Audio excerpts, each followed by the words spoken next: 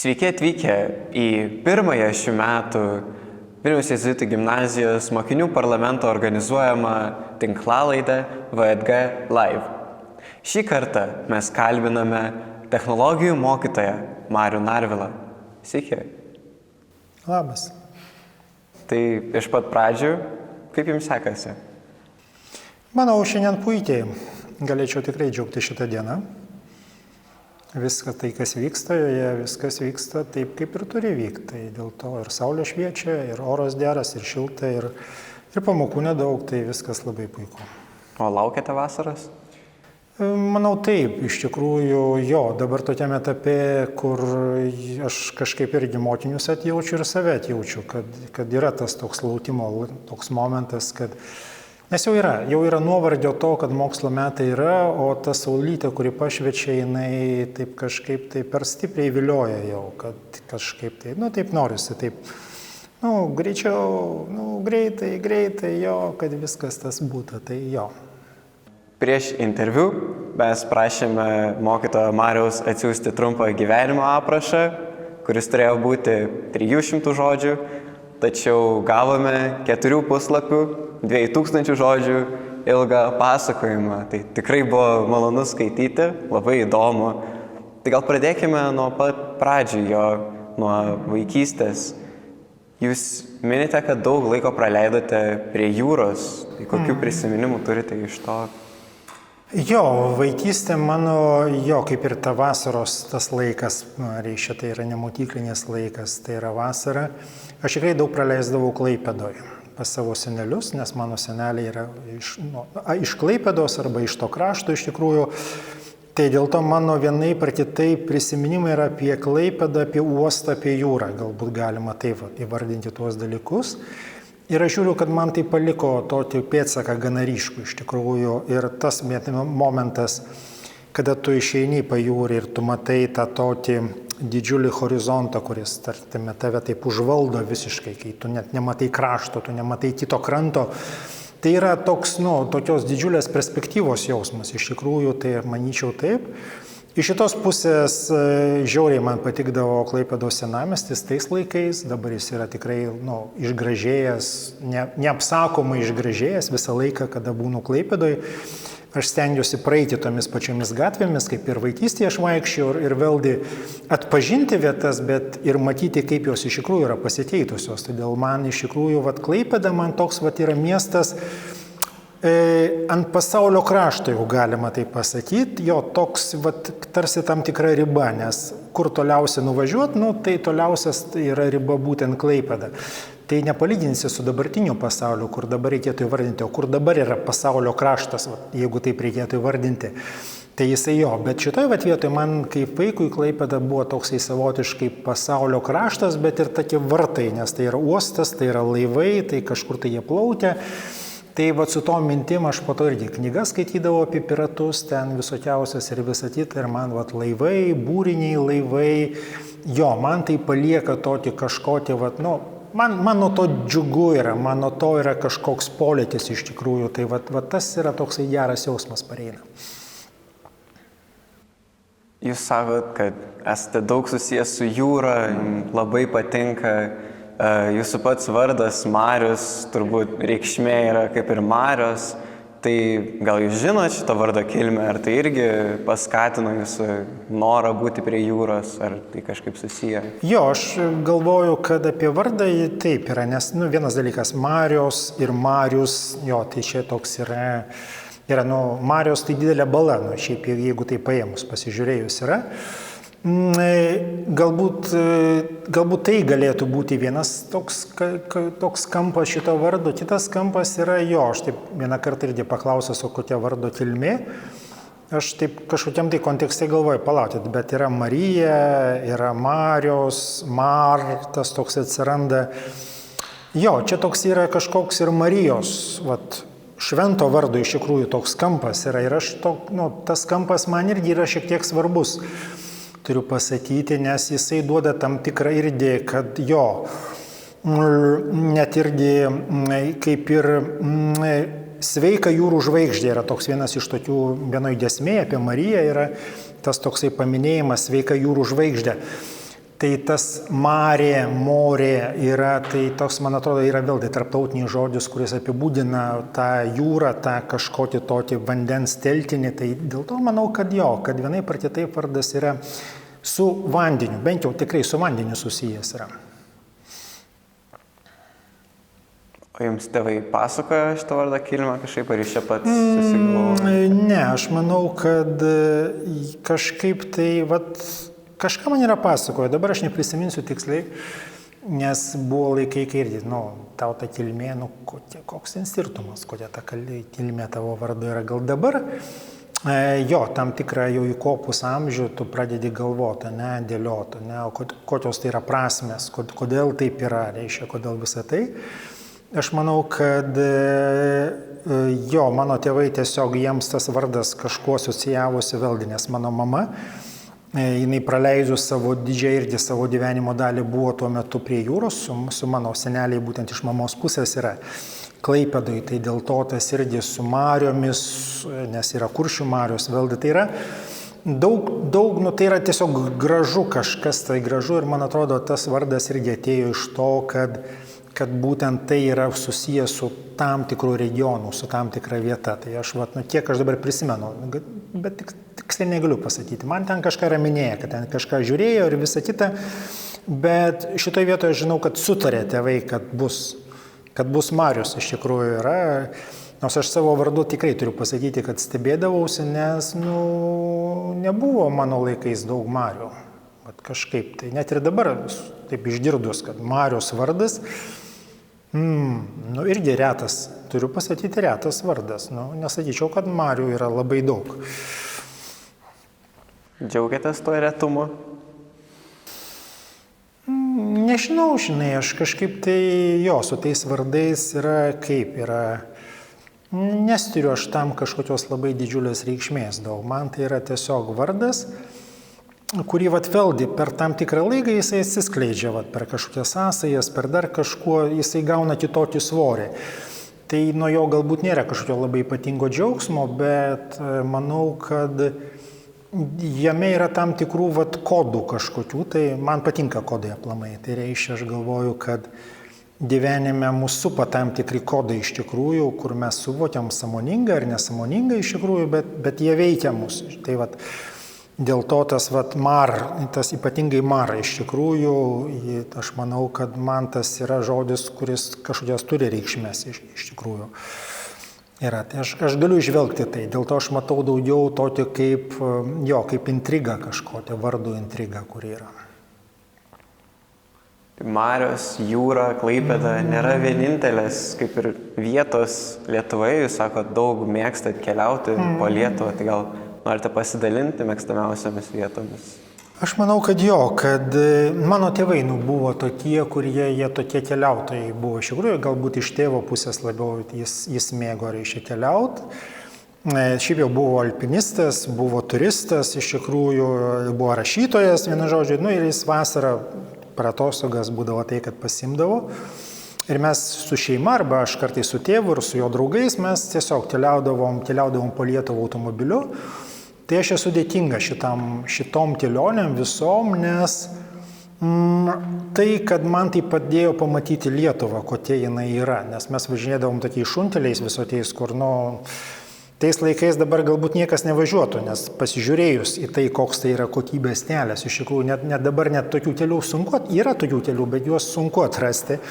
Kaip tekdavo važiuoti, tai dėl to tekdavo aplankyti, galbūt man regionas Žemaitija yra vienas iš tų regionų, kurie man yra labai brangus ir aš sakau, kad būčiau sveikas kažkokia tai prasme, aš turiu pabūti Žemaitijoje, turiu pabūti toje žemėje, turiu išgirsti, kaip žemaičiai kalba, reiškia, pats pakalbėti kažkur tai žemaitiškai, tada aš jaučiuosi,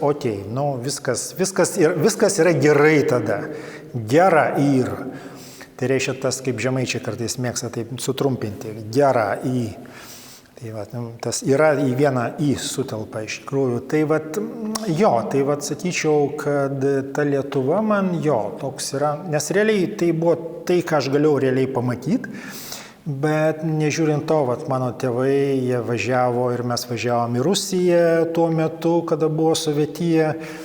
važiavom po senus Rusijos miestus, aplankėm, važiavom į kalnus, kelionės buvo su tėvu iš tikrųjų ir į Šiaurės Kaukazą, į Altajų, į Sibirą. Vienu žodžiu, ta geografija jinai su laiku prasiplėtė šiek tiek ir ta Lietuva ir po to atsirado kalnai iš tikrųjų.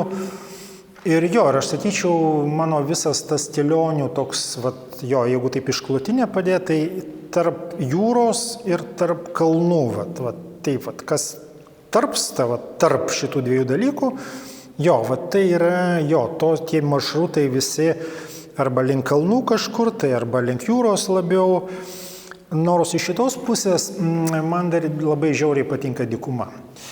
Nežinau, man dykuma, nežinau kodėl, aš turiu tokį kažkokį jausmą dykumos ir aš kada žiūrėdavau per teliką, kad ten dykumą rodo, man žiauriai patikdavo, nors, ką ten žiūrėti? Tiesiog smėlis ir viskas, ten nieko nėra daugiau. Bet irgi tam tikras momentas, kai tu žiūri tą dykumos horizontą ir kai tu matai, kad ten smėlis, lygiai panašiai kaip žiūri į jūrą ir tu matai jūra, vanduo.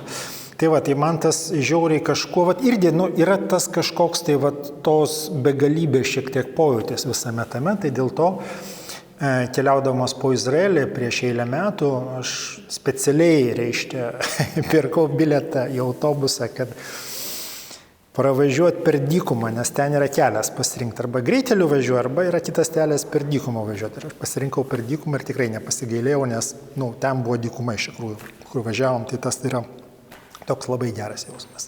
Gal dar galite apie savo kelionį į Izraelį tada papasakoti?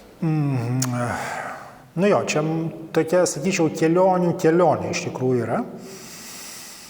Nes apie Izraelį aš niekada negalvojau, kad aš važiuosiu į Izraelį, žinodavau, kad yra piligriminės kelionės, kad visi važiuoja, visiems tai yra šventos vietos, kurias jie nori aplankyti. Aš visą laiką labai skeptiškai žiūrėdavau, tai aš galvojau, kad dalykai, kurie yra susijęs su tikėjimu, su religija, nebūtinai turi būti kolekcionavimas vietų. Tu važiuoji ir visa kita. Iš šitos pusės galbūt buvo tas momentas, kad man kaip mokytojui biudžetas vis dėlto yra svarbus dalykas, nuvažiuoti kažkur tai svetur ir klausimas visada yra apie biudžetą, kiek tai kainuoja pinigais. Jo. Ir Izraelis visą laiką su tom piligriminiam kelionėm man buvo šiek tiek aukštesnis biudžetas. Aš negalėjau savo to leisti, aš negalėjau vienas išvažiuoti, o po to šeima pusę vasaros gyvena badu, tiesiog šventąja dvasia. Bet man įvyko toksai poslinkis vienu momentu, kai važiavo man artimi žmonės į Izraelį ir aš taip sakau, tai kiek čia kainuoja tą Izraelį? Ir man kai parodė ten tuos bilietus, sakau, čia tik tai tiek?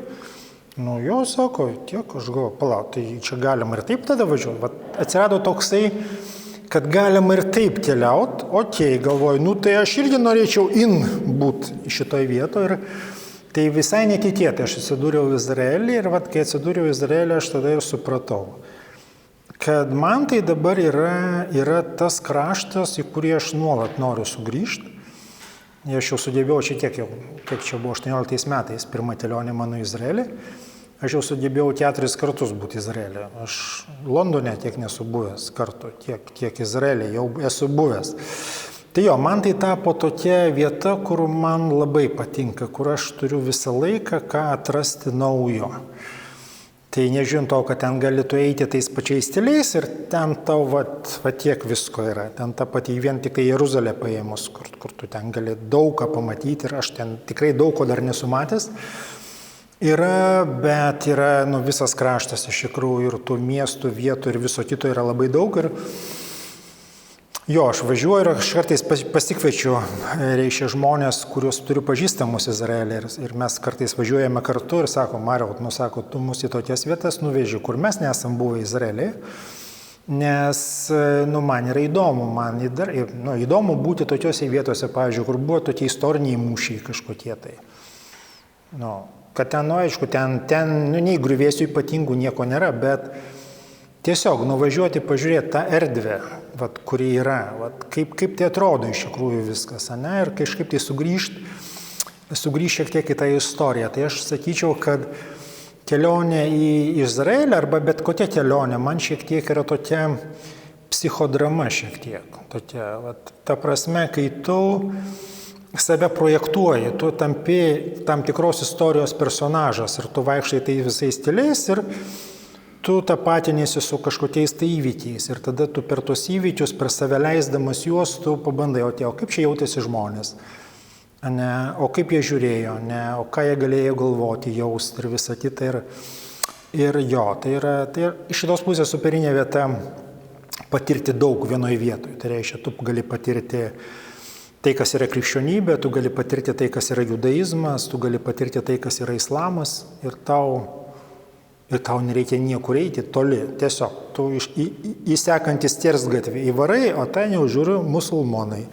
Į kitą pasutę, ten jau žydai su skrybėliais reiškia. Tiesiog viskas vyksta labai tankiai ir viskas čia pat. Ir iš šitos pusės ir tu gali įeiti tai. Tai reiškia, tu nesi, kad toksai, kuris, čia čia neįsiu, čia baisu, čia ne. Tiesiog tu gali drąsiai eiti tuos dalykus, tai man tas patinka. Tai jūs daug minėjote apie plačias labai erdves, apie dykumas, apie jūras, apie marias. Tačiau kalbėkime apie kitą plačią erdvę, apie kosmosą. Jūsų gyvenimas yra labai glaudžiai susijęs nuo pat gimimo. Gal galėtumėt papasakoti ir apie šį pomėgį, apie šį dalį? Jo, iš tikrųjų, kosmosas, žvaigždės, čia dar tada platesnė erdvė būtų. O kur čia pabaiga tos erdvės? Ir jeigu mes kalbame apie jūrą, tai vėlgi kalbame apie tam tikras ribas, o čia tarsi tos erdvės, kur ta riba yra. O iš tikrųjų, aš kažkaip irgi turiu pasakyti, kad tas mano ryšys su tuo kosmosu visai netikėtai. Tarkim, jis taip pasisuko.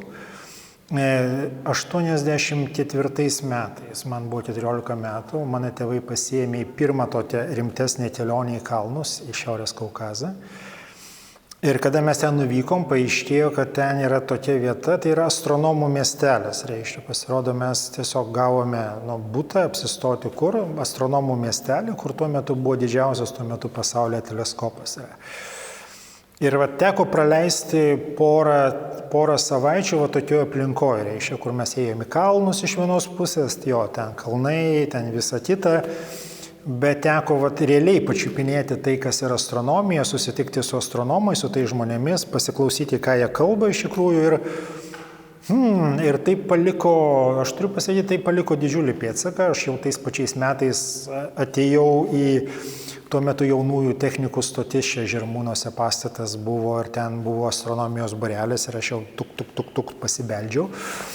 Ir tai prasidėjo galbūt tokia, nepasakyčiau, kad karjera iš tikrųjų, bet man tas rytis tarsi pradėjo tapti jinai tokia tikrai svarbia.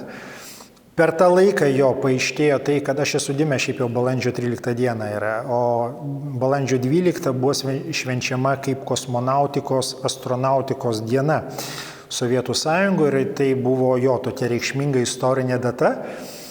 Ir man tai yra toks nes visą laiką apie tą datą, visą laiką būdavo per televiziją filmai apie kosmosą, ten apie fantastiką kažkokią, tai dar kažkas. Ir tas fonas toksai visą laiką jis išlysdavo, prašmėžuodavo. Tai aš manyčiau, kad aš tą astronomiją arba tą kosmosą kažkaip tai taip įsismeltė į kažkur tai į vidų. Ir man tas laikas astronomijos būrelė, aš čia praleidau gal 3 metus, jis yra toks irgi labai kertinis laikas, nes mano geriausi draugai, su kuriais aš bendrauju po šiai dienai iš tikrųjų, tai būtent yra iš to laiko, tai reiškia iš to būrelio, tai reiškia mano tas atėjimas į būrelį, tas laikas praleistas ten yra, jisai tapo tokiu, sakyčiau, tretiniu akmeniu, mes ir dabar reguliariai susitinkam kaip būrelis, irgi tai reiškia mes turim tą tokį aktyvą mūsų tų narių, turime dar vadovą savo sveiką gyvą iš tikrųjų ir mes visi laiks nuo laiko būna toks mūsų naujametinis pasibuvimas kartu, kur mes kokios 4-5 valandas praleidžiam, diskutuojam ten nuo politikos, filosofijos, kosmoso ir ten bendražmogiškų dalykų. Yra ir toks būna mūsų vienas iš tokių kertinių metų, sakyčiau, įvykių, kada mes visi vėlgi kartu susirenkam. Tai jau vien tai yra, kad tai ne tik tai apie žvaigždės, ne tik tai apie kosmosą, ne tai, kad tu išėjęs žvaigždėtą naktį, tu gali besti su pirštu sakyti, o čia tokia žvaigždė, čia toks žvaigždynas yra, o ten yra tikriausia planeta bus.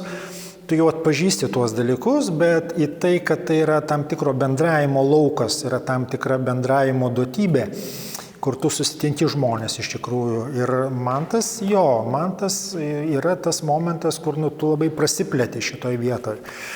Dalyvaudamas su tuo susitikdamas ir aš esu dėkingas gyvenimui, kad pavyzdžiui, jūs visi žinote Mindaugą, mūsų FabLabo vedėją, jis yra mano draugas būtent iš astronomijos būrelio mano. Tai yra žmogus, su kuriuo aš esu daugiau negu 30 metų kažkur. Tai yra tas žmogus, kuris mes ugnį ir vandenį esam praėję kartu, tai dėl to ir tas pasitikėjimas ir tas bendravimas yra toks, kad mes iš pusės žodžio suprantam apie ką ir kur ir linko ir visa kita. Ir ta vidinė pagarba tokia iš tikrųjų yra. Tai tai liečia ir visą tą ratą mūsų, kuris yra. Tai o ta astronomija, aišku, nebanguoja per gyvenimą. Ten aš rašiau, ten tą įvykį aprašiau tokį, kada baiginėjau mokyklą ir kada buvo tas atestatų įkeitimo šventė ir ten mane išlydėjo kaip būsimą astronomą, reiškia, kad aš ten norėjau stoti į fiziką ir visą kitą. Bet neįstojau į fiziką, nes pamačiau, kad ten būdavo uždaviniai fizikos ir visą kitą ir buvo ką veikti su tais uždaviniais visais. Ir pamačiau, kad gal be fizikos galima būtų. Kažkaip tai taip yra. Ir po to gyvenimas susiklostė kažkaip tai kitaip, bet tas kampas jisai visą laiką išliko. Tai reiškia, jis išliko per bendravimą, jis išliko per kažkokį domėjimąsi. Mano tokia tema, kuri mane visą laiką persekioja, jinai palydi mane, tai yra nežemiškų civilizacijų paieška arba gyvybės visatoje tema. Ir man visą laiką jinai yra įdomi, aktuali, aš kartais prie jo sugrįžtu, kartais giliau, kartais mažiau, bet man tai yra įdomu iš tikrųjų, nes man tai yra vėlgi tam tikro horizonto, o koks tas horizontas, kur jis yra, kur yra ta riba, kur mes galime pažinti. Tai čia, apie astronomiją aš galėčiau daug iš tikrųjų pasakot, kalbėti, čia daug yra briaunų visokių, yra nuo to, sakau, kaip bendravimo, iki to, kad yra, galbūt yra, kaip sakau, aš save įvardinu kaip astronomą mėgėją, tai vėlgi čia atsiranda ir teleskopų klausimas, nes kiekvienas astronomijos mėgėjas jis turi turėti savo teleskopą, pro kurį žiūri į žvaigždės, kurios jam patinka arba kurios jam kažką tai reiškia. Tai čia yra labai daug iš tikrųjų visokiausių briaunų, bet sakau, tai yra didžiulė sfera iš tikrųjų, kur galima daug ką pasakyti. O į kokias žvaigždės jums labiausiai patinka žiūrėti? Man patinka iš tikrųjų taip vadinamieji tolimojo kosmoso objektai, kurie yra įvardinami kaip galaktikos ūkai, reiškia spiečiai žvaigždžių.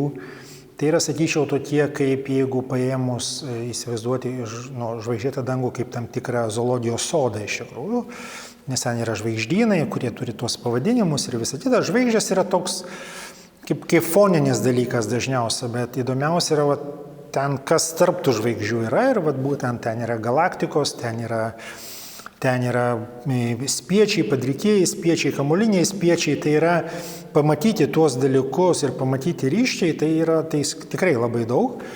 Iš šitos pusės žiūrėti į planetas irgi.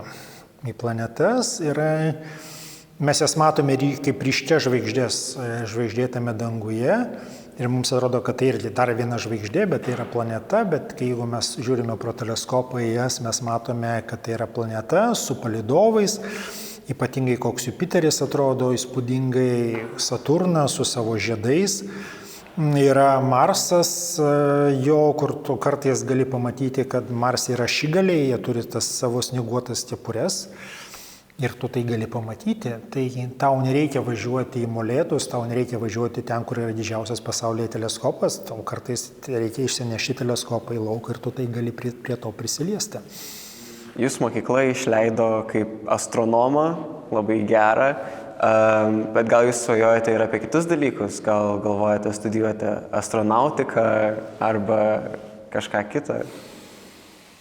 Jo, aš vienas dalykas galvojau po to jau, tarkim, po mano tokios fiasko fiziko karjeros iš tikrųjų, aš galvojau, ką čia gyvenime veikti ir ta prasme, buvo toks momentas, kai atsidarė filosofijos fakultetas ir aš galvojau, gal man reikia filosofiją, nes tuo metu pradėjau filosofuoti arba tuo pačiu pradėjau domėtis filosofiją.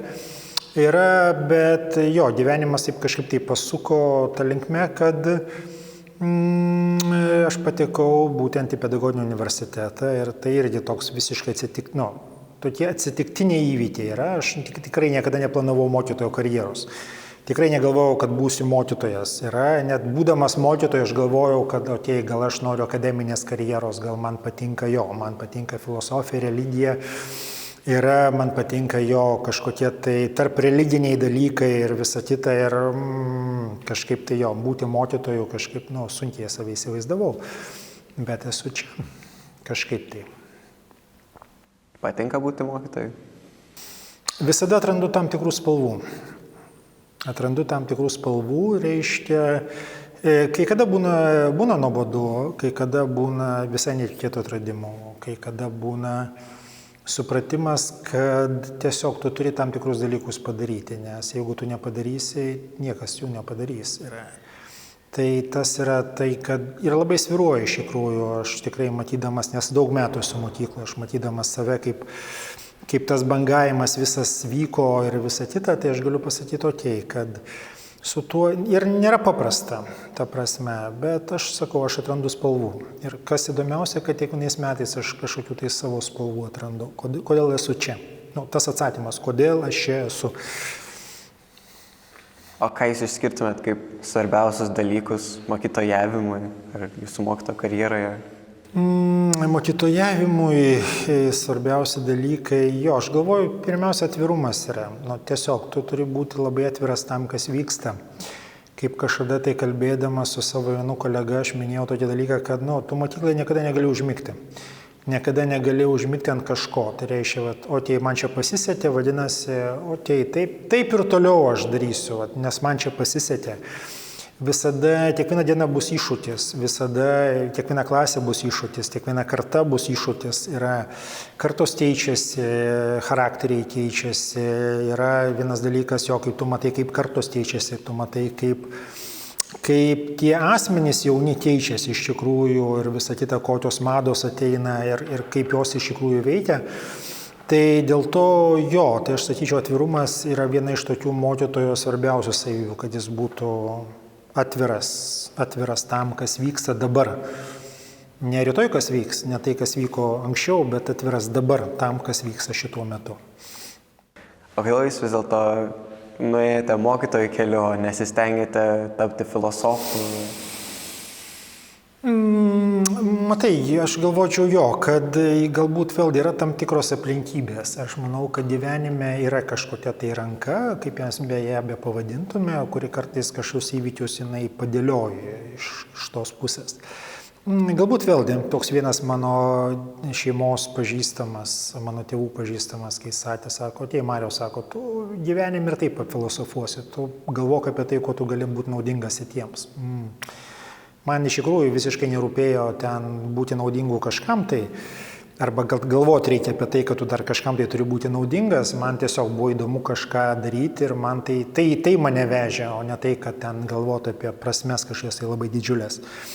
Iš šitos pusės tiesiog susiklausė tai, kad irgi mano dėstytoja pakvietė mane, sako, Mariau, gal tu ateik čia į mokyklą, čia tiesiog reikia mokytojo ir kažkokiu tai būdu taip, bumpt. Ir tu nukritai tenai, aš čia, ne čia nukritau, ne jėzuitų gimnazija, pirmiausia, tokia universitetinė mokykla buvo, kur aš pradėjau savo karjerą kaip mokytojo. Bet ir ten dar būdamas, toj karjeroj, ten aš prisimenu, kad man visokių buvo idėjų, kad gal čia man reikia disertaciją parašyti, reikia turėti kažkokį vardą mokslinį ir gal čia reikia pasidomėti kažkuo.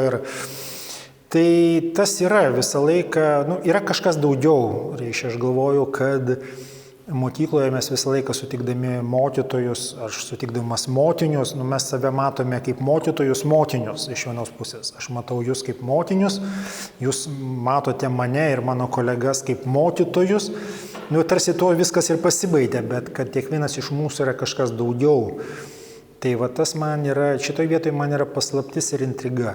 Tai yra tas dalykas, kad tu gali būti ir filosofu, nebūtinai tau reikia diplomo, kur ten parašyta, kad tu filosofas, ar nebūtinai tu turi turėti prof.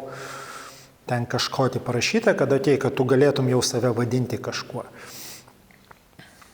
Jūs savo aprašyme daug minite kompiuteriukus kaip Microbit ar Arduino, vadinate save kaip ir pradininku net Lietuvoje šių kompiuterių.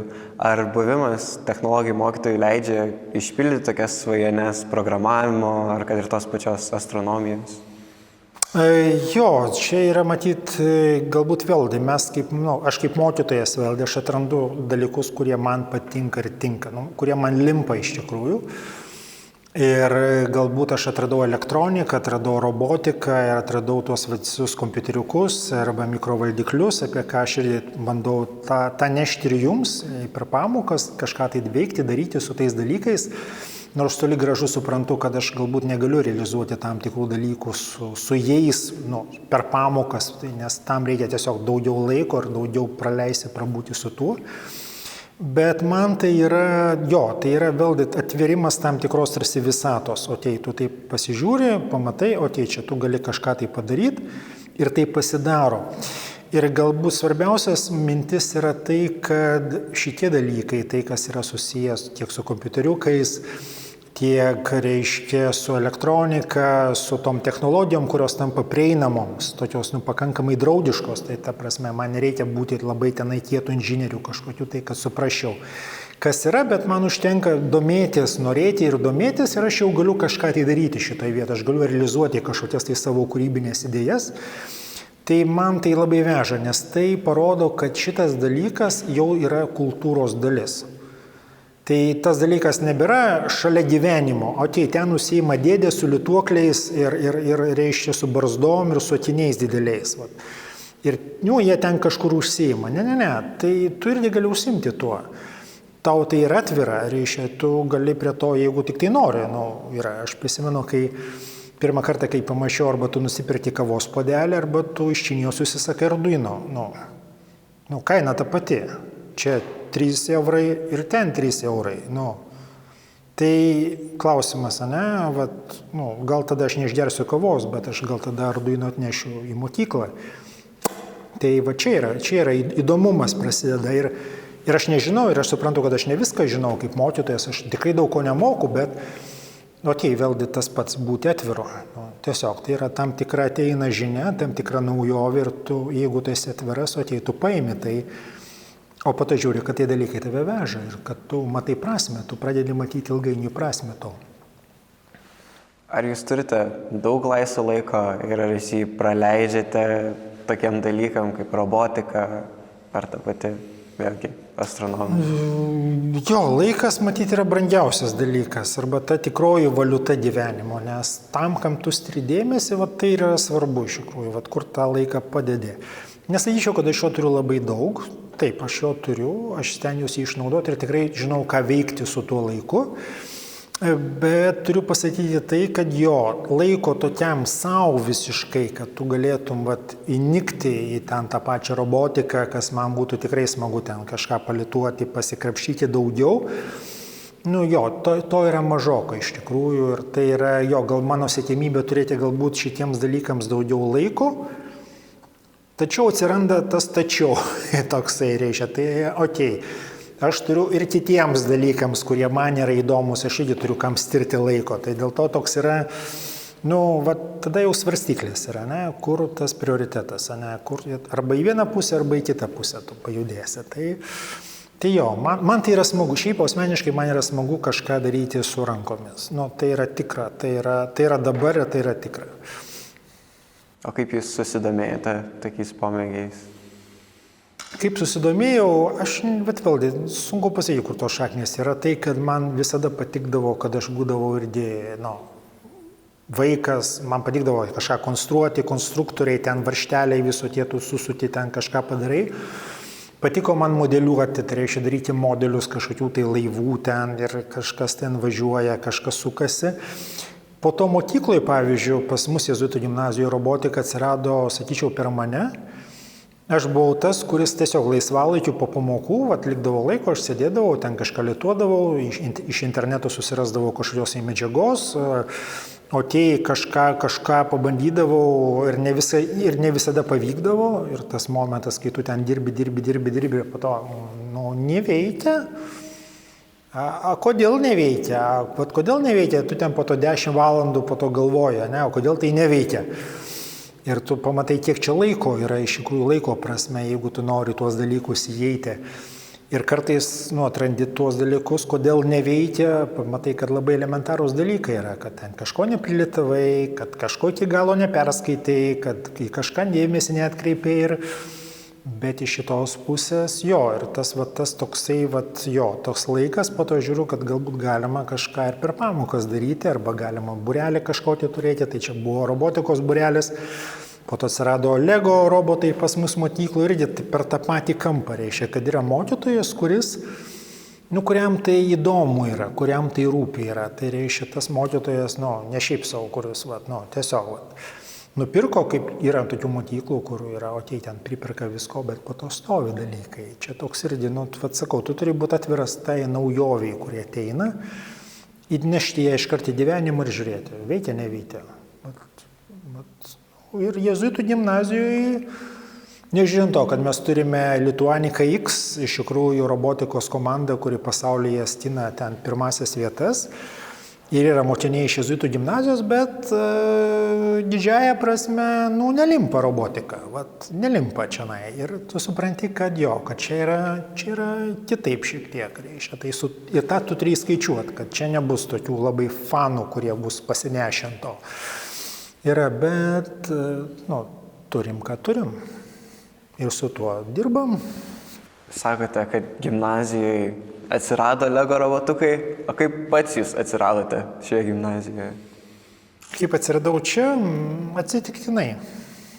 Tai, kad tiesiog paskambino, važiavau troleibusu, paskambino ir mano skambino kolegė, kurią aš pažinojau, tuo metu jinai dirbo čia Jėzuitų gimnazijoje ir buvo direktoriaus pavaduotoja ir sako, Mariau, gal tu norėtum ateiti į Jėzuitų gimnaziją dirbti? Ir aš taip, gal ir norėčiau. Tas žodis norėčiau yra todėl, kad tais metais arba tais mokslo metais, kad aš važiavau troleibusu, mano mokykloje, kur aš tuo metu dirbau, vyko reorganizacija ir ta prasme mokykla buvo padalinta į progimnaziją ir gimnaziją ir ten vyko kaita, mokytojų kaita, mokinių kaita. Reiškia, vieni išėjo, kiti atėjo nauji ir tie metai buvo tokie chaoso metai arba tokios kažkokios tai sumaišties, nes tiesiog tai paliečia visą bendruomenę mokyklo šitie dalykai ir aš toks irgi jaučiausi pakibęs tarp dangaus ir žemės, turiu pasakyti tuo metu, nes aš likau pagrindiniai mokyklo arba tai aš likau, reiškia, progimnazijai, nes mano krūvis didesnis buvo čia. Ir aš prisimenu save, kad man toksai buvo klaustukų metas. Ką su tuo daryti, ar čia likti, ar nelikti, ar čia kažką žiūrėti, bet juk liktai čia viskas yra. Bet tas skambutis pavasarį, tai buvo pavasarį, metas labai panašus į šitą. Tai turėjo būti gegužės mėnuo kažkur tai. Kada man tas skambutis buvo ir aš taip patei sakau, ateisiu ir aš tikrai prisimenu tą dieną, kai aš atėjau į Jėzuitų gimnazijos, buvo tikrai saulėta pavasario diena, panašiai kaip šiandien, saulė švietė ir aš atėjau į direktoriaus kabinetą, tuo metu Virginijus buvo direktorius ir tas mūsų pokalbis toks, aš atėjau su savo visais dokumentais, su paptėm, su viskuo ir sako, tvarkoj, reiškia. Ir aš taip liktai ir iš karto ir buvau priimtas, man taip dabar atrodo. Po to aš girdėjau tokių visokiausių kalbų, kad, čia, žinai, Mariau, čia ne visiems taip yra, čia jau, matyt jo. Tai šitą vietą aš nežinau, bet aš staiga atsiradau čia ir pradėjau mokslo metus čia ir aš šitoj vietoj tikrai turiu pasakyti, pirmus metus aš dar galvojau, nes aš atėjau iš tikrai labai geros mokyklos, paprastos geros mokyklos, kuri tuo metu buvo, atėjau į tikrai gerą mokyklą ir galvojau, kur čia tas svoris yra, kaip ta vieta yra. Tai aš prisimenu porą metų, aš taip kažkur taip savo viduje svėriau, ar čia tikrai yra gerai, nes vis kažkokie palyginimai yra. Bet, nežiūrint to, tai buvo 2008 metais, viskas, nuo to laiko su čia. Ir turiu pasakyti, kad irgi, būdamas čia atrandu spalvų. Jo, tai reiškia, kiekvienais metais kažkokie tai atradimai jie yra. Ir dėl to esu čia. O gal atradote čia ir žmonių kokių nors, kurie labai pakeitė jūsų gyvenimą? Nebūtinai mokykloje, bet ir platesnėme pasaulio horizonte. Jo, aš vėlgi galėčiau pasakyti, kad mano vėlgi susidūrimas su mokyklos direktorium, tuo pirmuoju direktorium, kuris buvo čia, Jėzuitų gimnazijoje, su kuriuo susipažinau. Virdis iš tikrųjų, man buvo tokia tikrai įdomi patirtis, nes jis tikrai buvo jaunas, energingas, inovatyvus direktorius, kuris visko domėjosi, jam viskas buvo labai svarbu, aktualu, įdomu. Jis norėjo kaip tik tai irgi burti tokius žmonės, kuriems kažkas yra įdomu. Ir sakyčiau, man labai patiko jo tokia nuostata. Jis sako, Mariau, aš noriu tave nuvežti į Betą. Betas yra tokia paroda, kuri vyksta Anglijoje, Londone, tai yra edukacinių technologijų pasaulinė paroda. Ir iš Lietuvos važiuoja mokytojai, direktoriai, ten pasisemti visą laiką kažkokių tai naujovių, nes ten yra top, viskas, kas tuo metu pasaulyje vyksta, ten yra top. Sako, aš noriu tave nuvežti į Londoną, po to jis man sako, aš noriu tave nuvežti į teatrą, kur rodomas yra operos Fantomas, yra opera, kas žino. Iš tikrųjų, ir tai yra klasikinis teatras, kuriame tik tai vienas spektaklis rodomas yra. Tai reiškia, ten yra operos Fantomas, sako, kad tu pamatytum tas mašinas, kurios ten yra. Ir jis mane nuvežė į Londoną ir jis nuvežė į teatrą tą ir aš tikrai mačiau tai savo akimis ir tikrai tai yra įspūdis iš tikrųjų, kuris tikrai palieka ir palieka ilgam. Ir palieka taip, kad aš po to ir savo sūnų irgi vežiau į Londoną tam, kad jisai pamatytų tam tikrus dalykus, nes ta pirmoji kelionė į Londoną, būtent tokia, tas buvo antra mano kelionė aplamai, bet su mokykla tai buvo pirma kelionė ir tai, kas vyko tos savaitės metu, man labai didžiulį įspūdį padarė, nes mes aplankėme jėzuitų mokyklas, kurios yra tenai. Ir tai irgi pamatyti, kaip kiti gyvena, kaip kiti mokytojai gyvena, kaip yra kitos aplinkos visos yra.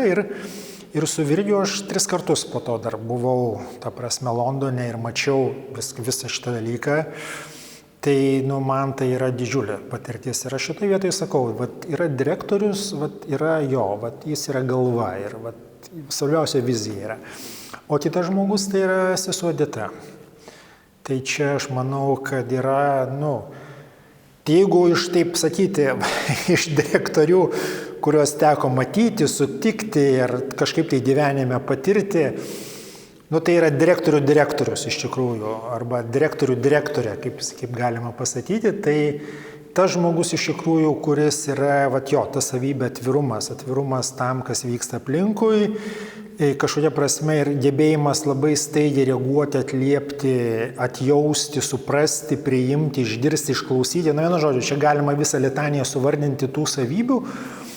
Ir aš tikrai džiaugiuosi, kad yra dabar taip, būtent taip, kaip dabar yra, nes tai yra tikrai žmogus, tai yra toks žmogus, kuris, tikrai, tai yra žmogus, tiesiog to ir užtenka pasakyti, nes jis ir pamatys tave, ir supras, ir išgirs, ir palaikys, ir tu daug dalykų, ką gali patirti per tai. Aš manau, kad ir aišku, vėlgi kolegos, tai kas vyksta, bendravimas ir visa kita, visa tai duoda, kaip sakau, tas spalvas, kurios kiekvienais metais jis turi savo tam tikrų niuansų. Savo aprašyme jūs minėjote ir buvusią teatro mokytoją Vidą Lipskytę. Kokį įspūdį jinai jums paliko? Didelį paliko. didelį įspūdį paliko. Mes su Vida kažkaip sulipom iš tikrųjų ir tas mūsų bendradarbiavimas buvo reiškia. Man labai tiko taip, jinai kaip žmogus iš tikrųjų, iš šitos pusės aš toks būdavau visą laiką toks daugiau introvertiško tipo, jinai tokio ekstravertiško, kuri visą laiką sproksta kažkuo, bet mes kažkaip tai labai gerai dėrėjom ir aš visą laiką už tą teatrą sirgau mokykloje, kad jisai būtų, kad ten kažkas būtų, tai mes ten kažkokios dekoracijas daryti ir visą kitą galvoti ir vėlgi iš tos energijos dimdavo kai kurios tokios idėjos, kurios po to atsirasdavo ir tuose spektakliuose visuose ir visą kitą ir galvoju vėlgi, tai yra žmogus, kuris toksai, kaip magnetas, kuris tarsi sujungia labai daugą. Tai aš mačiau, kaip jinai dirba su mokiniais, aš mačiau, kaip jinai dirba su kolegomis, su mumis reiškia, nes mes turėdavom irgi seminarų su jie.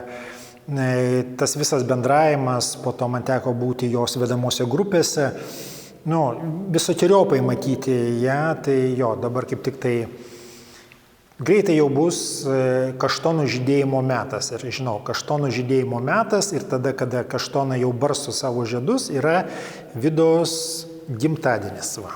Tai ką žinau. Jūs rašėte ir apie psichodramą, kur jums Vida liepia pasirinkti kažkokį daiktą. Tai ką jūs pasirinkote ir kodėl? Šitas atvejis yra.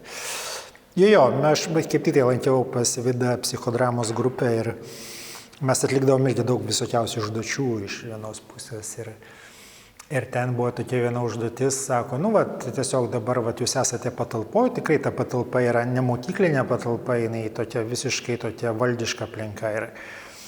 Ir sako, dabar pasirinkite kažkokį objektą ir pabandykite per tą objektą papasakoti apie save, savo jausmus ir visą kitą. Ir aš taip, irgi, ką čia pasirinkti, nes toks, visiškai tokia aplinka tokia, nei šiokia, nei tokia, bet mano akis jau visą laiką patraudė, ten tokia buvo auksinė, tokia paauksuota, nepauksuota, bet vis tiek, žvilgantis daiktas kažkoks, reiškia, yra. Ir jis taip lentynoje stovėjo tarp kitų daiktų, reiškia, ir aš galvoju, man trautė mano žvilgsnį šitas dalykas. Ir aš tą daiktą pasiėmiau, ten tokia buvo vaza. Aš ten kažkokią ten istoriją bandau sureksti, nes reikia istoriją sureksti kažkokią, apie tai, apie kaip čia taip yra. Visą kitą ir po to kažkaip tai, kada jau buvo aptarimas šito viso reikalo, o sako, Vida man tokį klausimą, sako, tau netrodo, kad čia apie tave yra, apie tavo kažkokią situaciją, reiškia, kad tu tu toks esi tarp įvairių, ten tikrai, ten buvo lentyna, tarp visokiausių, ten jovalas visiškas buvo. Ir sako, tau netrodo kartais, kad tu save, matai, tu esi toks, o tu matai tą aplinką tarp tokių visokiausių daiktų ir galvoju, kad ten nieko ypatingo nėra, o tu esi toksai. Ir aš taip, užkliuvo man, užkabino šitas dalykas ir aš suprantu, kad tai užkabino, jeigu užkabina, tai vadinasi kažką dėliai užkabina. Tai šitoje vietoje aš taip galvoju, kad kartais būdamas gyvenime, tarp įvairiausių aplinkybių, daiktų ir viso kito, gali jaustis kaip irgi kažkoks daiktas aplinkos, tiesiog kasdieniškas, nieko įdomaus yra, bet iš tiesų, gal kaip tik tai, tu esi tas, kuris traukia dėmesį iš tikrųjų arba į kurį visi žiūri, ypatingai, pavyzdžiui, mokytojo situacija mokykloje, kada į tave visi žiūri, nes tu visada esi matomas, ar prieš klasę atsistoji, ar koridoriuje eini, ar valdykloje esi, ar visur, tu esi tas, kurį visi mato. Tai čia toks įdomus pamastymas apie tai buvo, tai šitas dalykas užkabino mane jau. Dar vienas žmogus, kurį sutikote gyvenime, apie kurį jūs rašėte savo aprašyme, yra kažkas, ką jūs sutikote Paneryje. Gal galėtumėte daugiau papasakoti apie tą žmogų, kas jis toks ir kaip žmonėms, kaip klausytojams lengviau būtų jį sutikti. Čia aš galvočiau, yra kartais gyvenime vyksta dalykai, kurių neįsprausi labai tokius aiškius rėmus, kaip mums visada, kaip žmonėms norisi viską sudėlioti, viskas labai aišku, yra žmonės, asmenys, vardai, susitikimai ir visa kita, bet aš manau, kad vis tiek yra ta erdvė, kurioje mes visi kažkaip tai sueiname. Tai erdvė, kurioje mūsų mintis, mūsų jausmai, mūsų vaizduotė, jinai vaikščioja iš tikrųjų. Ir kartais sutikdamas vieną žmogų, tu galbūt sutinki visai ką kitą. Tai reiškia, nebūtinai jo, ten tik tai tas vardas, arba tik tai toks asmuo, arba tik tai toks žmogus iš tikrųjų yra, gal tai yra kažkas visada daugiau.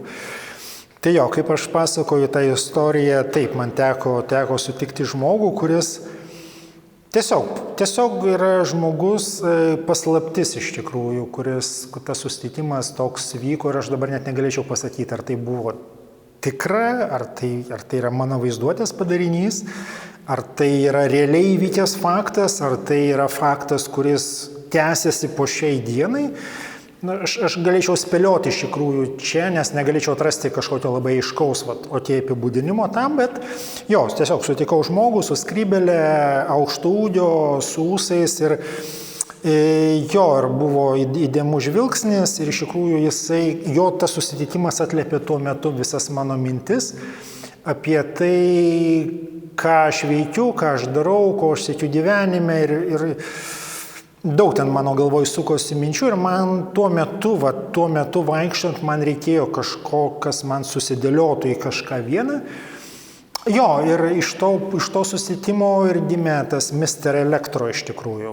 Iš to karto kažkaip tai ir uždėmė tas Mr. Elektro. Tai reiškia, čia dabar neparodysiu, bet mane galima dabar visur atpažinti ir pažinti iš tikrųjų per tą kampą iš tikrųjų, tai dėl to galėčiau sakyti, kad taip yra.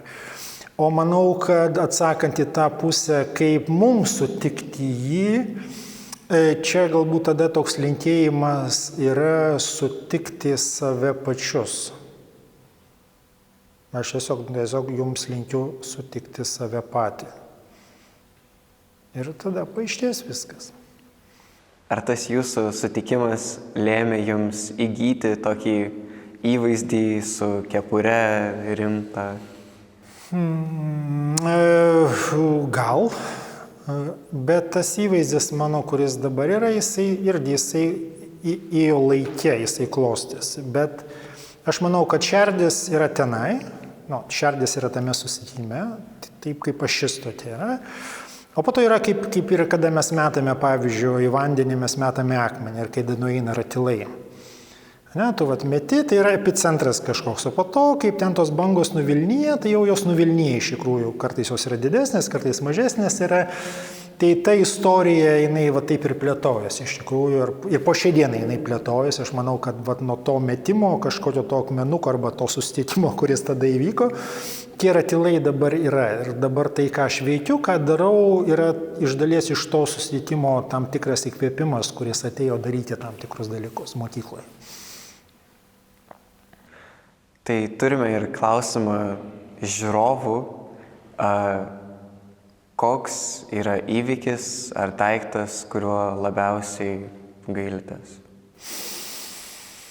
Jo, matyt, galbūt yra kažkokia šešėlinė pusė, nes mes turim tą šviesėje pusę ir tą tamsėje pusę iš tikrųjų, ko galima sakyti.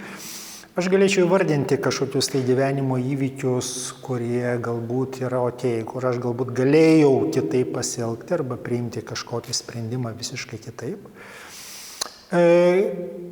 Tie dalykai yra, tai yra istorijos, kur aš galėčiau kažką vardinti ir išvardinti dalykus, bet aš galvočiau, kad tai, ko man iš tikrųjų yra gaila ir tai, kas yra, tai yra tas laikas, kurį aš išeikvojau dėmesiui apie kitus. Taip labai paradoksaliai skamba, reiškia, galvojimai apie kitus. Tai aš tikrai sugaišau nemažą laiko galvodamas apie mokinius, apie kolegas, apie kažkokius tai reikalus, apie kitus žmonės. Tame galvojime yra vienas toksai kabliukas, tik tai gerai, kad tai yra geri dalykai, apie ką tu galvoji, arba ten tu gerą kažką nori padaryti ir visą kitą. Bet dažniausiai tai yra tokie lūkesčiai, kuriuos tu sudedi kitus žmonės. Tai reiškia, tu lūkesčius sudedi į aplinką, ne? Galbūt bus geresni mokiniai, galbūt geresni žmonės bus, galbūt geresnė situacija, galbūt gyvenimo aplinkybė bus geresnė kažkokia tai. Jeigu bus taip, tada ir darysiu, ne? Tada ir kažką veiksiu ir visą kitą. Ir aš tikrai esu sugaišęs labai daug laiko ant šito dalyko, ta prasme galvodamas, o jeigu būtų taip, Arba, vat, o jeigu motiniai būtų tokie, ne, o jeigu va čia dabar taip viskas būtų. Tai yra tokio galvojimo, yra, tai aš šitoje vietoje, aš dabar jo priešingą poziciją užėmęs, dabar galvoju taip, jeigu tau ateina kažkokia mintis, tu iš karto ją neši į gyvenimą. Tiesiog iš karto, negalvodamas, nestabdydamas, gyvenimas parodys, ar tai yra gerai, ar tai yra blogai, ar tai yra gyva, negyva, bet jokių lūkesčių. Niekas mokytojau tau pirago neduos. Ir tu pirago tikrai niekam nesiskolingas. Tiesiog. Ir to visiškai užtenka. Visiškai užtenka. Tai va, tai aš galėčiau apgailėti tik tai to laiko, ar tiesiog laukdamas kažko iš tėvų, kažkokio palaikymo, ar laukdamas iš motinių kažkokio palaikymo, ar vėlgi tai yra apie kažkokius tokius neišspręstus vidinius klausimus, kurie yra susikaupę matyti per visą gyvenimą ir tu vat, kažkur tai vis stagnuoja, vis kažko laukia. Tai vat, ne, viskas užtenka. Baigta su tais visais laukimais, taškas ir gyvenam toliau, judam, žiūrim, kur važiuojam.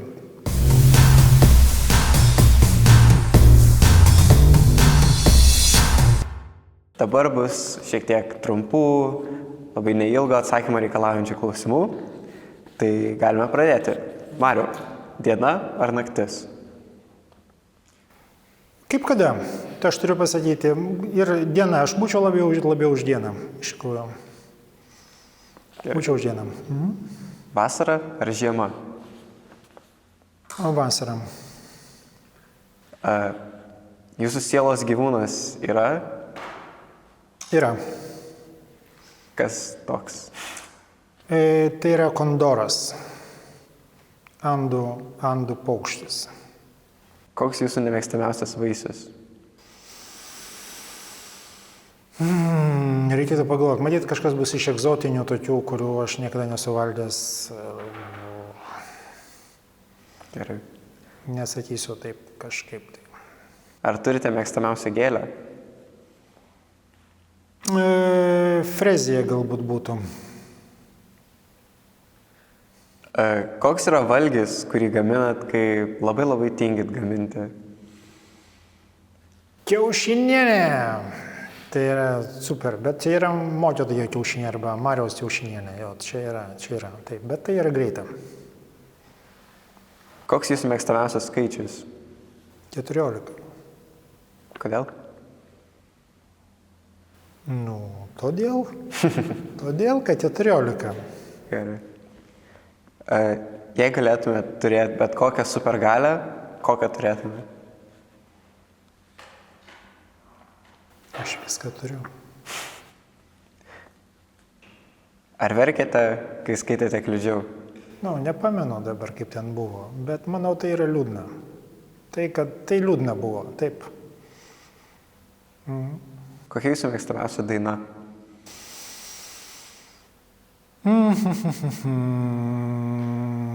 Labai įvairiai. Aš dabar neturėčiau labai vienos sakymo. Va čia žiūrėjau filmą apie Stingą ir man tikrai Stingo kai kurios dainos, tiesiog yra tobulas dalykas. Bet dabar nevardinčiau konkrečiai. Iš Abos dainų aš tikrai rinkčiausi, nes mano visa vaikystė, jaunystė su Aba praėjo, tai dėl to ten tikrai būtų kažkas iš to. Jeigu būtumėt padažas ar kažkoks pagardas, kokį būtumėt? Saldžiarūgštis, man atrodo. Koks jūsų mėgstamiausias lietuviškas maistas? Lietuviškas maistas, matyt, būtų cepelinai. Toks jau tradiciškai žinai.